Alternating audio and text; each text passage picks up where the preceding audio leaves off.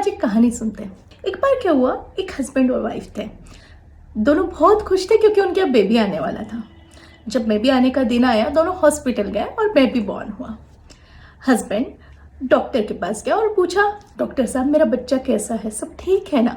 Doctor बोले, अरे चिंता की कोई बात नहीं, बच्चा बहुत अच्छा है, बहुत प्यारा बेबी आया है, आपको भगवान के बहुत आशीर्वाद है, इतना अच्छा बेबी हुआ है, आप खुश हो जाइए। हस्बैंड खुश हो गया।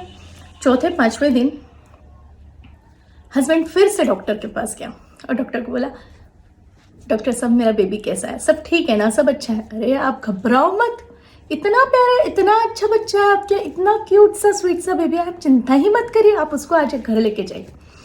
हस्बैंड और वाइफ दोनों बच्चे को घर लेके आए, बहुत खुश हो रहे थे। एक 20-25 दिन हुए होंगे, हस्बैंड फिर से डॉक्टर के पास गया। डॉक्टर को बोला, डॉक्टर साहब बेबी अच्छा है ना, कोई चिंता की बात तो नहीं है ना, मुझे थोड़ा सा ऐसा लग रहा है, सब ठीक है ना?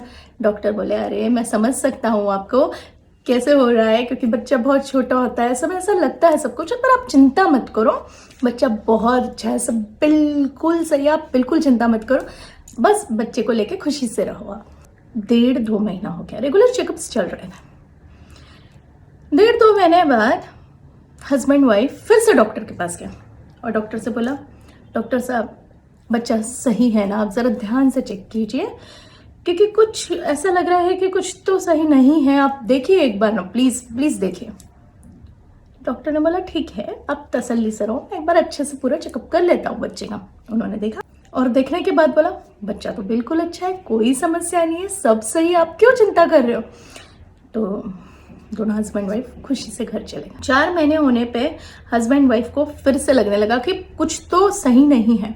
दोनों डॉक्टर ने पूछा, अच्छा एक बात बताओ, बच्चा ये कर लेता है, ये कर, हाँ हाँ ये तो हो रहा है, ये तो सही हो रहा है, ये तो बिल्कुल अच्छा हो रहा है, पर फिर भी हमें लग रहा है बच्चा बिल्कुल भी ठीक नहीं है, आप प्लीज़ उसको अच्छे से देखिए। डॉक्टर बोला, देखिए मैं डॉक्टर हूँ, मैं जानता हूँ आप चिंता कर रहे हैं, आप बिना वजह की चिंता कर रहे हैं, आप इतना टेंशन मत लीजिए, बच्चा बिल्कुल सही है, आप कोई चिंता मत कीजिए, बच्चा बिल्कुल सही है, आप आराम से बच्चे के साथ खुशी से रहिए, बच्चा बहुत बढ़िया है। अब 5वां महीना आया, हस्बैंड वाइफ वापस से डॉक्टर के पास। आप देखिए बच्चा ठीक नहीं है, बच्चा वो प्रोग्रेस नहीं दिखा रहा है जैसी उसकी होनी चाहिए। डॉक्टर ने पूछा, ये हो रहा है? उन्होंने देखा, सब चेक किया, बच्चा बिल्कुल सही है, आप क्यों चिंता कर रहे हो? हस्बैंड को आया गुस्सा, खड़ा हो गया, बोला, ऐसा है डॉक्टर साहब, मैंने भी बहुत दुनिया देखी, ऐसा नहीं है मैं नहीं जानता हूँ, या मैंने कुछ देखा नहीं है, आप बच्चे का ठीक से चेकअप नहीं कर रहे हो, या वी डोंट नो आपके क्या इंटेंशन से, आप फेक डॉक्टर हो, मैंने आप पे पूरा ट्रस्ट किया, मैं इतने दुनिया भर के डॉक्टर छोड़ के, अच्छे अच्छे डॉक्टर छोड़ के मैं आपके पास आया, मैंने बच्चे का जन्म यहाँ होने दिया, मैं आपको पहले दिन से बच्चा आपके यहाँ लेके आ रहा हूँ, मैं बोल रहा हूँ बच्चे को, मुझे बच्चा सही नहीं लग रहा है, आप ध्यान ही नहीं दे रहे, आपको लग रहा है आपको कुछ आता नहीं है, मुझे लग रहा है आप कर ही नहीं रहे हो, आप बच्चे को ठीक से, या तो आप फेक हो या आप करना नहीं चाहते। डॉक्टर को बहुत बुरा लगा, तो बोला, क्या है भाई, मैं खुद बच्चे को इतना प्यारा लग रहा है मुझे बच्चा, मैंने सब तरीके से देख लिया, मुझे मेरा भी एक डॉक्टरी का नॉलेज है, मैंने इतने साल पढ़ाई की और मैं इतना एक्सपीरियंस डॉक्टर हूँ, आप ऐसा कैसे कह सकते हो? हस्बैंड बोला, ठीक है भाई, हम समझ गए, आप हो गड़बड़, हम किसी और डॉक्टर के पास जा रहे हैं, हम तो सेकंड ओपिनियन ले रहे हैं। तो वो डॉक्टर बोला, ठीक है तुम्हारी मर्जी, जाओ, मैं क्या कह सकता हूँ, अगर आपको ऐसा लग रहा है कि आपका बच्चा ठीक नहीं है, आप बिल्कुल जाइए और बिल्कुल चेक करवा लीजिए किसी और से। हस्बैंड वाइफ बोले, किसी अच्छे डॉक्टर क्या चलता है? उन्होंने पता किया, अच्छे डॉक्टर क्या कहें, अच्छे डॉक्टर ने रिपोर्ट्स देखी, सारा हिस्ट्री देखी, वापस से चेकअप्स किए, तो उसने बोला, बच्चा ना बिल्कुल ठीक है, बच्चे में कोई समस्या नहीं है, आप खुश हो जाइए, बच्चे को कोई दिक्कत है ही नहीं, बच्चा बिल्कुल सही प्रोग्रेस कर रहा है, सही चाह रहा है, आप बस खुश हो जाइए, बच्चा बिल्कुल सही है। इन्होंने कहा, देखो लगता है इससे मिला हुआ, इसने पहले इससे फ़ोन पे बात कर ली होगी, कुछ तो गड़बड़ हुई होगी, ये सही नहीं बोल रहा। तीसरे ने चेकअप किया, 6 महीने के अंदर, 6 से 8 महीने के अंदर हस्बैंड और वाइफ 7 डॉक्टर बदले। सातों के सातों डॉक्टर ने कहा कि हमारे हिसाब से बच्चा बिल्कुल ठीक है, उसकी प्रोग्रेस बिल्कुल सही हो रही है, कोई चिंता वाली बात नहीं है, सब कुछ बिल्कुल ठीक हो रहा, आप चिंता करो ही मत। हस्बैंड बोला, ये मुझे लगता है जितने भी डॉक्टर्स हैं ना बिल्कुल सही नहीं है, ऐसा करते हैं कि वकील को ढूंढते हैं, इन पे केस करते हैं, इन पे केस ही कर देते हैं। तभी इनको समझ आएगी। वो गए वकील को ढूंढा, वकील ने पूछा किस बेस पे केस कर रहे हो भाई? बोले नहीं, मुझे तो केस करना है क्योंकि मेरे को लग रहा है बच्चे की प्रोग्रेस वैसे नहीं हो रही। वो वकील ने बोला ठीक है भाई कर लो, मेरा क्या जाता है, करो केस करो। अभी अदालत में बुलाया गया, सारे डॉक्टर्स को भी बुलाया गया। बेचारे डॉक्टर्स भी पूरी तैयारी के साथ आए थे कि क्या फेस करना पड़ जाए, वी डोंट नो।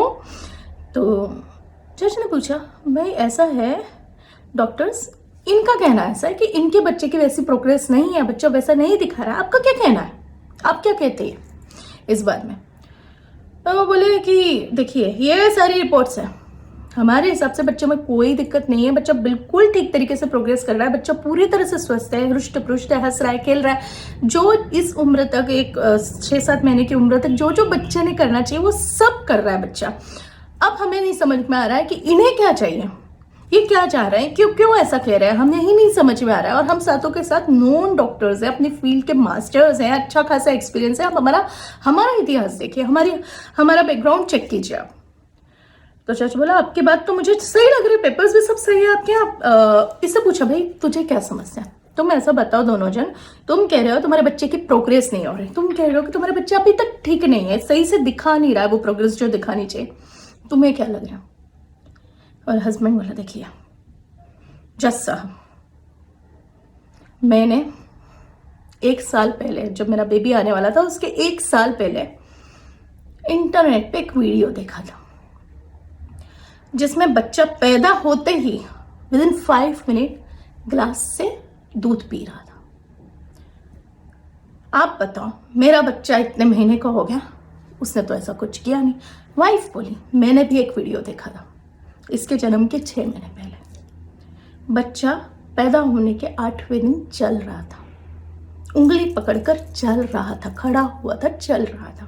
मेरा बच्चा ऐसा कुछ नहीं कर पा रहा अभी तक। मैंने ये साथ के साथ बेस्ट डॉक्टर बदले, हर तरह की जो भी दवाइयाँ थी, जो भी इन्होंने बोला, जो भी चीज़ें इन्होंने मांगी, जो भी फीस इन्होंने मांगी, मैंने सब खर्च किया, पर मेरा बच्चा वैसी कोई प्रोग्रेस नहीं दिखा रहा। फिर से हस्बैंड बोला मैंने फिर एक वीडियो देखा था, आपको बताऊं, जिसमें बच्चा 10 से 15 दिन के अंदर बोलने लगा था। मम्मा पापा, कितना सुंदर लगता है बच्चे के मुंह से सुनने को। मैं तड़प गया। आज मेरा बच्चा 7 महीने का कंप्लीट हो गया है, वो मम्मा पापा दादा मम्मा कुछ नहीं बोल रहा है। ये कैसे हो रहा है? अब आप समझ सकते हैं जज के रिएक्शंस क्या रहे होंगे, वहां बैठे हुए लोगों के और डॉक्टर्स के रिएक्शंस क्या रहे होंगे। ऐसा ही, बिल्कुल ऐसा ही तब लगता है जब लोग म्यूजिक सीखने आते हैं और 3 महीने में, 6 महीने में, 1 साल में, 2 साल में प्रोग्रेस जाते हैं। हम जब अपनी मम्मा के पेट में होते हैं हमें 9 महीने लगते हैं, फिर हम धीरे धीरे बड़े होते हैं। उस बच्चे की तरह हम धीरे मुंडी संभालना सीखते हैं, थोड़ा सा आई कांटेक्ट सीखते हैं, थोड़ा सा मुस्कुराना सीखते हैं। रोते तो हम पहले दिन से हैं, लेकिन बहुत सारी चीज़ें हम धीरे धीरे, खड़ा होना, बात करना, भाषा सीखना, सेंटेंस फ्रेम करना, अपने हाथ से खाना उठा के खाना, ये सब हम धीरे धीरे लॉन्गर टर्म सीखते जाते हैं। कोई भी बच्चा पैदा होते पीएचडी नहीं कर पाता, कोई भी बच्चा पैदा होते ही सुर में गाना नहीं गा पाता है, कोई भी बच्चा पैदा होते ही एक लीडर नहीं बनता है। इसीलिए वो बच्चा कहलाता है, इसीलिए ये ग्रोथ कहलाता है। और मनुष्य जीवन बिल्कुल ऐसा ही है।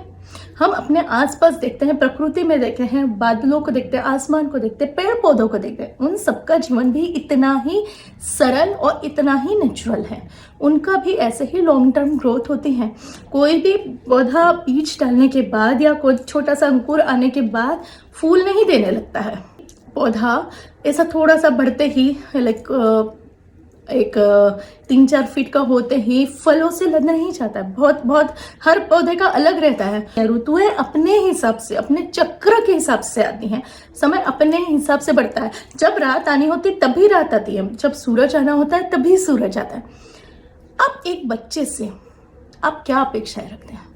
हमारा बच्चा सीखने जा रहा है या सीख रहा है, दूसरों के सामने गाए, प्रेजेंट करे। मैं भी एक माँ हूँ, मैं जानती हूँ ये फीलिंग कितना अच्छा है जब अपना बच्चे को कोई तारीफ करता है, मेरा बच्चा है, ये फीलिंग आता है, मेरा बच्चा इतना अच्छा कर रहा है, मेरा बच्चा कितना प्यारा है, कितना प्यारा गा रहा है, मेरा बच्चा कितना अच्छा होशियार हो गया पढ़ाई में। ये फीलिंग मैं समझ सकती हूँ क्योंकि मैं एक माँ हूँ। और इससे सुंदर और इससे अच्छी फीलिंग, इससे अच्छी भावना, इससे अच्छा, इसको शब्दों में भी नहीं कहा जा सकता। लेकिन at the same point of time आपका बच्चा है, आपका बच्चा कोई एक वस्तु नहीं है, आपका बच्चा जीता जागता इंसान है। आपका बच्चा एक पंच तत्वों की मिट्टी से बना हुआ शरीर है, उसके अंदर एक आत्मा है, उसके अंदर एक प्राण है, उसके अंदर भावना है, मन है, संवेदना है, बुद्धि है। और आपका बच्चा पूरी तरह से अलग है। जो आप है वो आपका बच्चा नहीं है। भले ही आपकी तरह 2 हाथ, 2 पैर, 2 आंखें, कलर आपकी तरह होगा, फीचर्स में भी आपके ऊपर गए होंगे, कुछ चीजें होंगी जो आप में से उसने ली होंगी, किसी में से आपके घर के व्यक्ति से ली होंगी, और वो एक अलग इंसान है। उसका प्रोसेस, उसका टाइम, उसका करने का तरीका, उसका विचार करने का तरीका, सोचने का तरीका, चीज़ों पर रिएक्ट करने का तरीका, उनको मैनेज करने का तरीका, हैंडल करने का तरीका, देखने का तरीका, सब कुछ अलग है। उसके लिए उसको लगने वाला समय अलग है। हर बच्चे को सीखते समय, चाहे वो स्कूल की पढ़ाई हो, चाहे म्यूजिक हो, कोई दूसरा आर्ट फॉर्म में समय लगता है।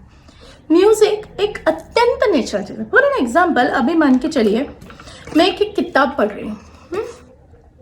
इस किताब का 5 मिनट में मैंने कंप्लीट कर दी, धड़ पढ़ के, और कह रही क्या किताब लिखी, कुछ समझ में नहीं आया, बेकार, ऐसा क्या है, फालतू में इतना पैसा वेस्ट किया। क्या ये सही है? मैंने इस किताब के एक पन्ने को मेरे 5 मिनट दिए, मैंने उसको पढ़ने की, समझने की, देखने की, उसमें लेखक क्या कहना चाहता है, उसका भाव क्या है, उसने किस विषय वस्तु को लेकर ये पुस्तक लिखी है, क्या उसके मन में चल रहा है, वो एग्जैक्टली क्या कन्वे करना चाहता है वो सेंटेंसेस के थ्रू, उस भाषा के थ्रू, उसने वो शब्द लिए हैं तो क्यों लिए हैं, क्या मैंने ये समझने की कोशिश की। अगर मैं इस किताब को अपनी जिंदगी 15-20 दिन देती हूँ और उसको शांति से धीरे धीरे करके पढ़ती हूँ, एक एक पन्ने को 2-2, 3-3, 4-4 मिनट देखे उसको समझने की कोशिश करती हूँ, शायद ये मेरी पढ़ी हुई द बेस्ट किताब होगी। और हर एक का समय, कोई इस किताब को पढ़ने में 30 दिन ले सकता है, कोई 10 दिन, कोई साल भर भी ले सकता है, अलग अलग होगा। ये जो जेमस्टोन्स होते हैं ना, ये जमीन में बनते हैं और लाखों साल लगते हैं, लाखों साल इस प्रोसेस में, 1, 2, 3, 4 दिन, या कुछ 1000 साल भी नहीं, कुछ 30-40 साल भी नहीं। तो ये जो जेम स्टोन्स होते हैं धरती में से निकलते हैं, जो जितने साल ज़्यादा रहेगा, जितने ऊपर जितना रिएक्शंस प्रोसेस ज़्यादा होगा, वो उतना ज़्यादा खिल के निकलना है। खिल के निकलने के बाद भी अगर हमें उसे एक रूप देना है, पहनना है, तो उसके ऊपर बहुत सारा प्रोसेस फिर से होगा। कारीगर से धोएंगे, काटेंगे, क्लीन करेंगे, उसको पॉलिश करेंगे, फिर उसको आकार देंगे, फिर उसको मार्केट में लाया जाएगा, फिर उसका आभूषण बनेगा और फिर आप पहनाएंगे उसको। तो दुनिया की हर चीज़ जो नेचुरल है वो समय लेते हैं। संगीत, जब मैं गाती हूँ सारे, तो ये जब गाने के बाद, सामने वाले को सुनाई देने के बाद, वो अपने हिसाब से लेगा, फिर उसको गले में उतारेगा, समझेगा, फिर उसको निकालेगा। It's a long process, it's long process. जो आपको दिखता है ना, जो आपको इंटरनेट पे दिखता है, जो आपको 4-5 आसपास के लोग बताते हैं झम झम झम झम झम, this is not music, this is certainly not the music. Western music is very good, उसमें कोई बुराई नहीं है, बहुत अच्छा संगीत है। लेकिन संगीत का अर्थ क्या होता है? संगीत का अर्थ होता है ऐसा स्वर, ऐसी संरचना, स्वरों की ऐसी संरचना, ऐसी मधुर आवाज, ऐसा नाद जो कान को सुनकर मीठा लगे, हृदय को शांत करे, मन को शांत करे, दिमाग को शांत करे, आपको पूरी तरह से सेटल करे, उसको कहते हैं संगीत। झाँ ढम ढूम ढम ढूम, दिस इज नॉट म्यूजिक। यह संगीत के नाम पर दिखावा है, धोखा है। ये संगीत के नाम पर उस पर किया हुआ अत्याचार है। यह मार्केट है संगीत का, यह बिजनेस है। और अगर आप चाहते हैं कि आपको संगीत है, पहली चीज आपको पेशेंस आना चाहिए, आपको शांत होना चाहिए, आपको अंदर से चीजों की सीखने की तैयारी होना चाहिए। संगीत सीखने का उद्देश्य क्या होता है और क्या होना चाहिए? जैसे स्कूल में जाके हम पढ़ाई कर रहे हैं, कॉलेज की डिग्री ले रहे हैं, तो उसका एकमात्र उद्देश्य मुझे अच्छा पैसा मिलना चाहिए, ये नहीं होना चाहिए। अच्छी नौकरी, आप मुझे बताइए एज एन एम्प्लॉयर, क्या आप किसी ऐसे इंसान को काम पे रखना चाहेंगे जो सिर्फ पैसे के लिए काम कर रहा है? उसका सिर्फ एक उद्देश्य हो, कब महीना खत्म होता है, कब हाथ में नोटें आती हैं, या जो ये चाहेगा, जो ये सोचेगा कि मेरा एक ही फोकस है, मुझे आउट ऑफ दिस मुझे पैसा चाहिए, मुझे मेरी सैलरी, मुझे फर्क नहीं पड़ता आपके यहाँ काम कैसे हो रहा है, मुझे फर्क नहीं पड़ता आप अपनी कंपनी का क्या सोच रहे हो, क्या क्या क्या उसमें से निकालना चाह रहे हो, क्या उसमें आपके दिमाग में सोच क्या है, मुझे फर्क नहीं पड़ता, मुझे ऑन टाइम मुझे मेरा पैसा चाहिए, मैं काम करूँ नहीं करूँ। क्या आप ऐसे एक एम्प्लॉय को रखना चाहेंगे? नहीं चाहेंगे ना। तो संगीत सीखते समय आपका उद्देश्य क्या होना चाहिए? संगीत ना जिंदगी भर साथ देता है।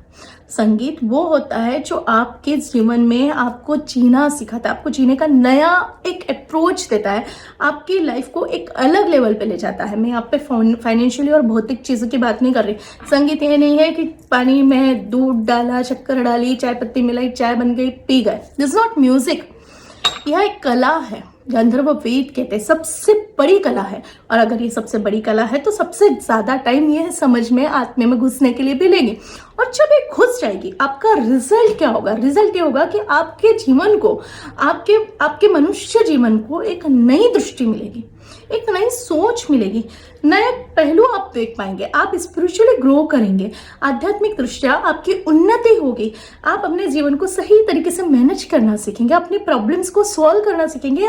आने वाली प्रॉब्लम्स या समस्याएं आपको उतना हर्ट नहीं करेंगे जितना वो कर रही है। आप हर परिस्थिति में थोड़ा सा शांत रहना सीख लेंगे, थोड़ा धैर्य आपके अंदर डेवलप हो जाएगा, क्योंकि जीवन में ना सबसे बड़ा जो काम आता है वो धैर्य है। धीरज रखो, ऐसे ही नहीं कहते थे पुराने लोग। तो जब हमारे अंदर धीरज होगा, जब हमारे अंदर साधना करने की तैयारी होगी, जब हम लगकर कुछ काम करने की तैयारी दिखेंगे, जब हम अपने आप को समाप्त करके किसी उद्देश्य के पीछे जाना चाहेंगे, तब हमारे मनुष्य जीवन का विस्तार होगा। आज मैंने ये खरीद लिया, कल मैंने ये गाड़ी खरीद ली, परसों मैंने ये खरीद लिया। So this is not life, this is not life. अगर आप संगीत इसलिए सीखते हैं कि हमें कहीं तो बजाना है और दिखाना है, डेफिनेटली हम आर्टिस्ट हैं, हमें बजाना है, हमें दिखाना है, हम बच्चे हैं, हम चाहते हैं कि हमारा ग्रोथ हो, हम कहीं ना कहीं परफॉर्म करें। ये चीज़ें जीवन को एक नया अर्थ देती हैं, आपको करने की प्रेरणा मिलती है, आपको शक्ति इन्हीं चीज़ों से मिलती है। लेकिन यही सिर्फ नहीं होना चाहिए। जब तक तो कोई चीज़, कोई भी आप कला जो भी सीख रहे हैं, जो भी आप चीज़ सीख रहे हैं, वो आपके अंदर, आपकी आत्मा में खुलकर आपका अभिन्न अंग नहीं बन जाती, आपका ही एक रूप नहीं बन जाते। और इसके लिए बहुत मेहनत नहीं करनी पड़ती, इसके लिए सालों लगने की जरूरत नहीं। इसके लिए सिर्फ आपके अंदर रिसेप्टिविटी, इच्छा शक्ति और मन से करने की इच्छा होनी चाहिए। मैं नहीं कह रही हूँ कि म्यूजिक 10 साल सीखिए, 5 साल सीखिए, 50 साल सीखिए, नहीं। मैं ये कह रही हूँ कि आप जो भी सीख रहे हैं उसको इस उद्देश्य सीखिए कि ये मेरा है, ये मेरा अपना है, ये मेरा संगीत मैं करना चाह रही हूँ, इसलिए मैं कर रही हूँ। और इसमें मुझे कोई कहे गब्बर नहीं है, कोई जल्दी नहीं है, कोई इसमें आउट ऑफ मुझे ये नहीं चाहिए। मैं ऐसा टारगेट सेट कर सकती हूँ, मैं गोल सेट कर सकती हूँ, मैं अपने को आगे बढ़ा सकती हूँ, but that's not all. Music is what I am. मैं हूँ, वही संगीत है। मैं अपने अंदर उसको देखती हूँ, मैं उसको पूछती हूँ, मैं उसको भजती हूँ, मैं वही हो जाती हूँ। तो मेरे संगीत सीखने का अर्थ है, तो मेरे गाने गाने का अर्थ है। तो तभी आवाज़ वैसे निकलेगी, तभी वाद्य वैसे बोलेगा, तभी आपका जीवन वैसे प्रोग्रेस करेगा। तो संगीत को कोई प्रोडक्ट मत समझिए, कोई भी उसको एक आज ये दिया और कल संगीत आ गया, ऐसी चीज़ मत समझिए। संगीत आध्यात्मिक कला है, देवीय कला है, ये देवों की, गंधर्वों की, ऋषि मुनियों की कला है। उसको कला का सम्मान दीजिए। और अगर आप अपने बच्चे को संगीत सिखा रहे हैं तो बहुत अच्छा होगा कि आप भी थोड़ा सा संगीत सीखिए। एक तो आप उसको घर में सिखवा पाएंगे, दूसरा आपको समझ में आएगा कि क्यों समय लग रहा है, क्या हो रहा है, मेरा बच्चा कर क्या रहा है, अगर नहीं हो रहा है तो मैं कैसे करवाऊं, और हो रहा है तो मुझे अब कैसे लेके जाना है बच्चे को। धन्यवाद।